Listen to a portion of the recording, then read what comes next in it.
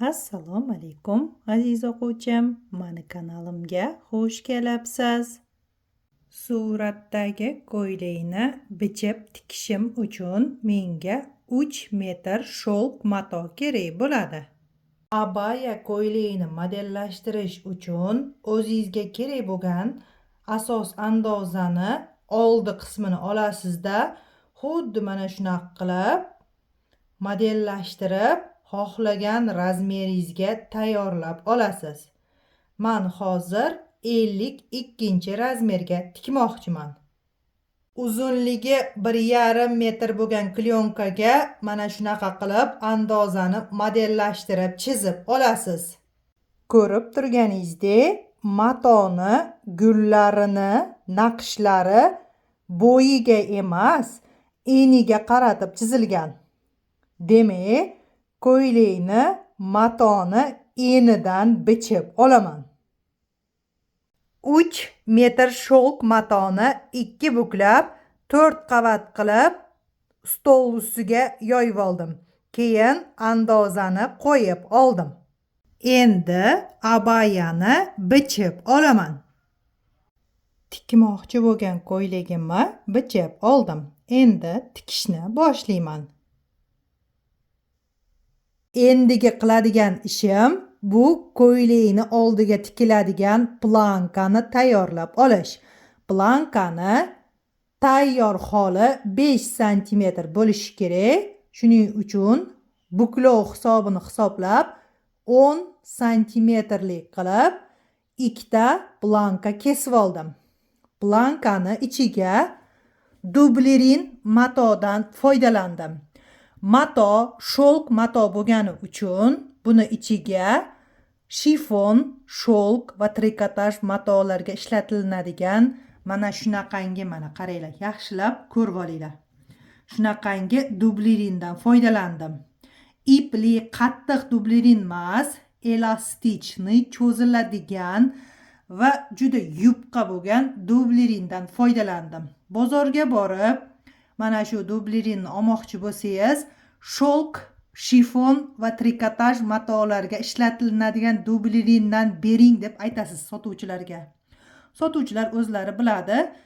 Shifon mato uchun ishlatiladigan dublerin desangiz, srazim beradi. Mana shunaqangi matoga o'xshagan cho'ziluvchan dublerinni. Birinchi plankani dublerin matodan bichib oldim. Endi buni sholk matoga dazmolda yopishtirib olaman. Dublerin matodan kesib olgan plankamni matoga dazmolda yopishtirib oldim. Undan keyin chetidagi ortiqcha matolarni kesib tashladim. Abayani oldiga tikmoqchi bo'lgan plankamni tayyor qilib oldim. Plankani 2 buklab qo'lchokida bir qavat ipda tikib oldim. Keyin dazmol bosib, shunday qilib tayyor qilib oldim. Endi buni bemalol bo'yinga tiksam bo'ladi. Qizlar, endi yaxshilab ahamiyat berib, tushunib, eslab qolinglar. Sholk matodan ko'ylak tikkan vaqtingizda har doim esinglarda bo'lsin. Oddiy ignadan foydalanmaysiz. Sholk matodan ko'ylak tikkaningizda qo'l choki uchun biserra ignasidan foydalanasiz. Mashinada esa mashinaga eng kichkina 75-raqamdagi ignani qo'yasiz va tekshirib olasiz. Har doim sholk matodan ko'ylak tikkan vaqtingizda yangi igna qo'yasiz. Eski ignadan foydalanmaysiz qizlar. Sababi bu matoni iplari tortilib qoladi. Shunaqa bo'lib yomon bo'lib qolmasligi uchun обязательно yangi igna 75-raqamdagi ignadan foydalanasiz. Undan keyin matoni rangi qanaqa bo'lishidan qat'iy nazar oq rangdan foydalanasiz. Oq rangdagi ipni mana shunaqa qilib o'tkazib, bir qavat qilib tikasiz. 2 qavat qilib emas qizlar. Keyin biser ignadan foydalaning deb aytishimiz sababi bu matoda ignani izi qolib ketadi. Agar qalin ignadan foydalanadigan bo'lsangiz, izi qolib ketadi, u ketmaydi. Shunaqa bo'lmasligi uchun, shunaqa xatoni qilib qo'ymaslik uchun обязательно bisserra ignasidan foydalaning. Keyin mana shunaqangi choklaringizni hammasini birinchi qo'l chokida tikib olib, undan keyin mashina bilan tiking. Agar qo'l chokida tikmasdan sirrazm mashina bilan tikadigan bo'lsangiz, bu mato silliq bo'lgani uchun bir-birini itarib tashlab, bitta tomoni kalta, bitta tomoni yig'ilib qoladi. Ya'ni men bu zubchik pastida qaysi mato bo'lsa, shu tomon yig'ilib qoladi, bu tomoni esa sirg'alib ketadi. Shunaqa bo'lmasligi uchun buni qo'l chokida tikib olasiz. Keyin esingizlarda bo'lsin qizlar, bu matoni bitta mashinada tikasiz, bo'ldi. Agar mashinada tikkan joyingizni so'tadigan bo'lsangiz, izi qolib ketadi qizlar. Shuning uchun mana shu narsaga juda katta ahamiyat berishingiz kerak va mana shu narsalarni qilishingiz kerak. Agar uni qilmasangiz, ko'ylakni va matoni buzib qo'yasiz. Oldi va orqani bir-biriga qo'shib, bokovoyi va yelkasini tikib, overlock qilib, dazmol bosib oldim. Ko'ylakni oldiga plankani birinchi qo'l chokida tikib oldim. Undan keyin mashina bilan tikib, overlock qilib oldim. Keyin dazmol bosib oldim. Undan keyin ustidan mana shunaqa qilib 0,1 strochka berib tikib oldim. Plankani tikayotgan vaqtimda mato yetmay qoldi. Shuning uchun 15 cm planka uladim. Ulagan vaqtimda qaranglar mana, ahamiyat bersanglar, mana bilinmaydi.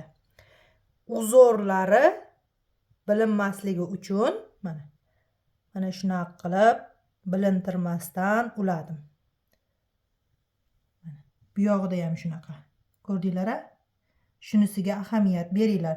Ya'ni uloq tushib qolgani bilinmasligi kerak. Mana. Shunday qilib plankani tikib, dazmol bosib, tayyor qilib oldim. Yengni bilagiga mana shunaqa qilib 5 cm lik plankani tayyorlab oldim. Keyin yengni ichiga plankani solib, qo'l chokida mana shunaqa qilib usti tomonidan tikib oldim. Manjetni gavdaga tikib bo'lganimdan keyin ustidan 0,1 strochka berib tikib oldim. Keyin dazmol bosib oldim.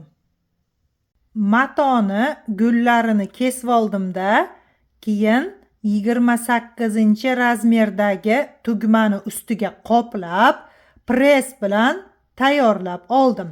Mana. Tugmalarni shunaqa qilib tayyor qilib oldim. Tayyorlab olgan tugmalarimni ko'ylakni oldiga qadab oldim. Mana.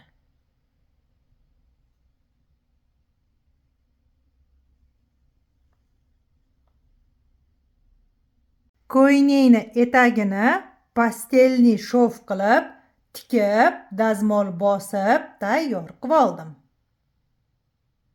Ko'ylakni beliga bog'lanadigan belbog'ni enini 10 cm qilib kesib oldimda, 2 buklab tikib oldim. Tikkan vaqtimda mana shunaqangi 4 cm lik belbog' paydo bo'ladi. Keyin uni dazmol bosib, tayyor qilib oldim. Belbog'ni umumiy uzunligi 1,5 metr. Mana chevarchilik sirlari kitobim va chok haqqi ichida bo'lgan tayyor andozalarim sotuvda Ipodrom bozorida bor. Qizlar, sizlarga eslatma, agar shunaqangi sholk matodan ko'ylak tikadigan bo'lsangiz, sizda mana shunaqangi prelis bo'lishi kerak. Mana. Ko'rdinglar-a? Обязательно mana shunaqa prelisingiz bo'lishi kerak. Agar mana shunaqangi prelisni ko'ylakni ustiga sochib qo'ymasangiz, bu sholk mato badanga yopishib qoladi. Elektrizovat qilib tanaga yopishib, oyoqlarga yopishib qoladi. Shunaqa bo'lmasligi uchun обязательно mana bunaqangi prelistni sepib qo'ying. Shunda ko'ylak badanga yopishib qolmaydi. Mana screenshot qilib olsangiz, hamma do'konlarda sotiladi. Narxi 15-20 ming so'm.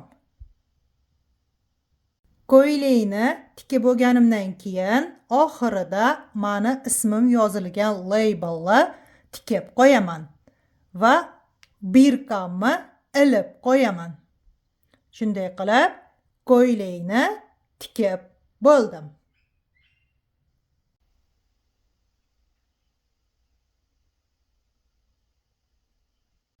Modellashtirib, bichib olgan ko'ylagimni tikib bo'ldim. Darsim foydali bo'lgan bo'lsa, like bosib, kommentariy yozib ketinglar.